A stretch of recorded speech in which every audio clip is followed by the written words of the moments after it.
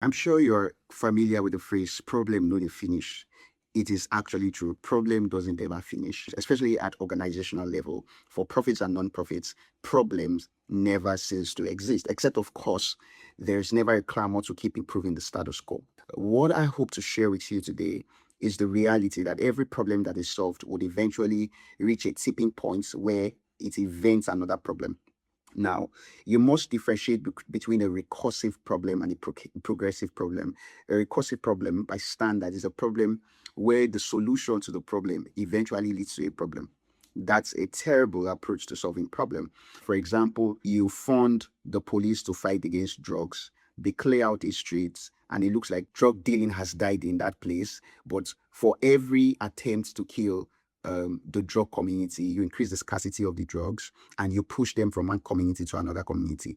So that is a good example of when the solution to a problem leads to another problem. And that means that at the root, the problem is not being solved. The root solve of the problem would be a rehabilitation of minds that would make them desist totally from selling drugs. That's different from progressive problem. Progressive problems is, for example, the organization decides to adopt the use of AI. And in adopting the use of AI, you forget to put certain constraints in place. And then you find out that your talents become more slow mentally because they are depending on faster tools. Do you understand? That's a good example of progressive problems. That when the problem is solved, right, it might work for a while and gets to a tipping point where it exposes another problem or where it shifts, it creates problem in another different area.